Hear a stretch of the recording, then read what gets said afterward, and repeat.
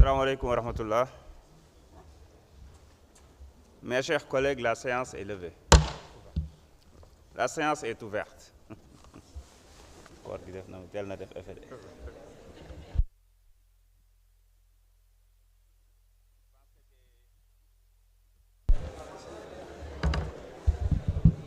J'ai donné une belle occasion à Hassan Diop aujourd'hui pour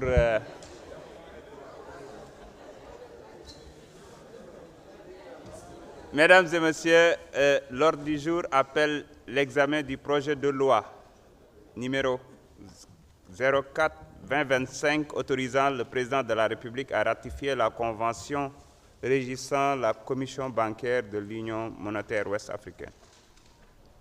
Elle a été adoptée le 31 mars 2013 à Dakar. La parole est à M. Alassane Nia, rapporteur de l'intercommission constituée par la Commission des affaires étrangères, des Sénégalais de l'extérieur et de l'intégration africaine et la Commission des finances et du contrôle budgétaire, la Commission des affaires économiques. Et donc les trois commissions qui composent l'intercommission. Donc M. Alassane Nia va venir nous donner lecture du rapport.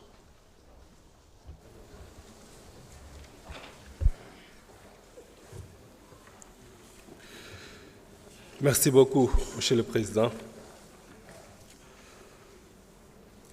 Monsieur le Président, Madame, Messieurs les ministres, chers collègues, l'intercommission constituée par la Commission des affaires étrangères, des Sénégalais de l'extérieur et de l'intégration africaine, la Commission des finances et du contrôle budgétaire et la Commission des affaires économiques s'est réunie le mercredi 12 mars 2025 sous la présidence de Mme Fatou Diop Cissé, présidente de la Commission des affaires étrangères, des Sénégalais de l'extérieur et de l'intégration africaine, à l'effet d'examiner le projet de loi numéro 4-2025 autorisant le président de la République à ratifier la convention régissant la Commission bancaire de l'Union monétaire ouest-africaine adoptée le 31 mars 2023 à Dakar.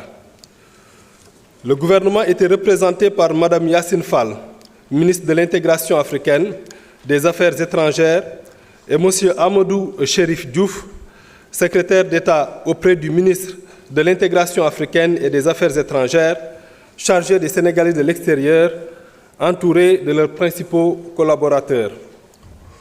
Ouvrant la séance, la présidente a, au nom de l'intercommission, souhaité la bienvenue au ministre ainsi qu'à ses collaborateurs, avant d'inviter le ministre à prendre la parole pour présenter l'exposé des motifs qui accompagne les 10 projets de loi.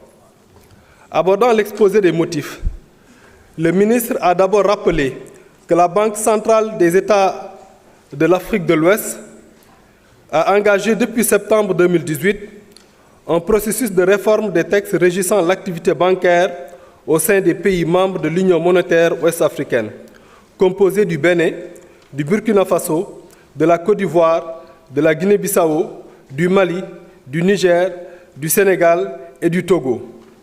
Cette réforme concerne principalement la loi cadre portant réglementation bancaire et la convention régissant la commission bancaire de l'UMOA.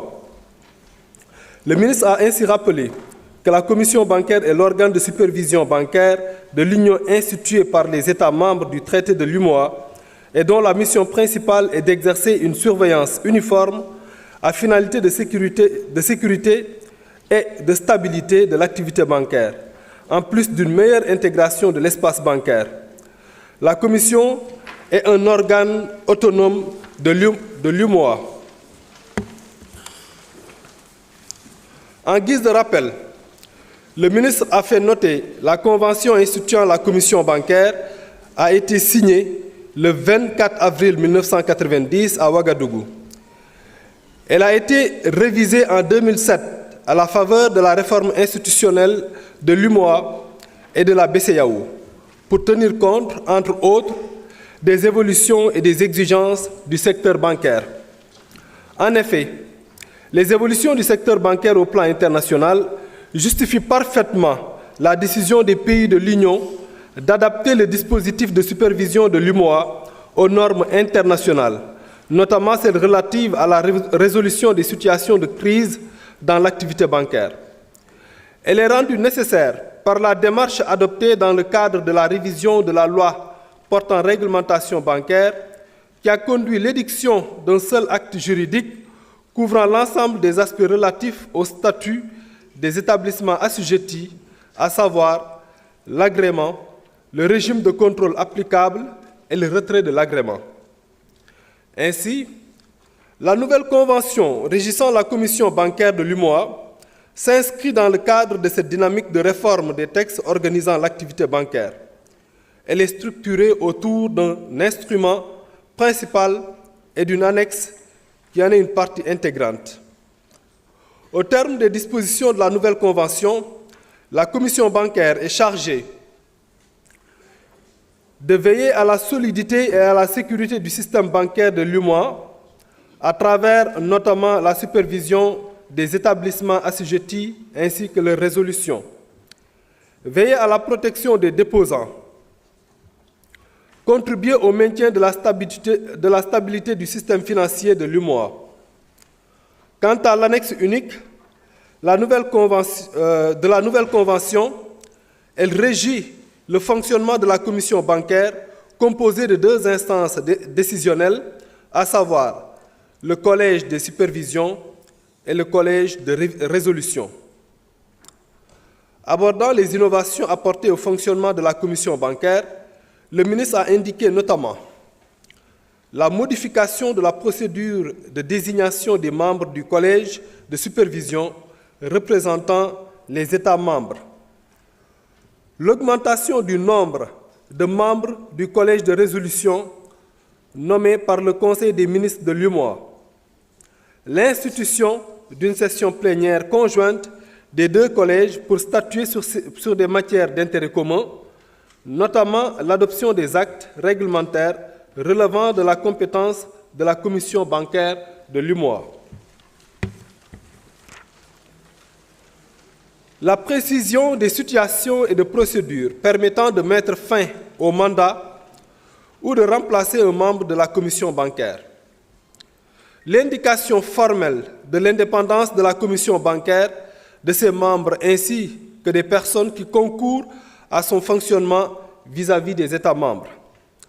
L'octroi d'une protection juridique aux membres de la commission bancaire afin que ceux-ci n'entourent aucune responsabilité civile ou pénale du fait de leurs décisions, actes ou comportements accomplis de bonne foi dans l'exercice de leurs fonctions.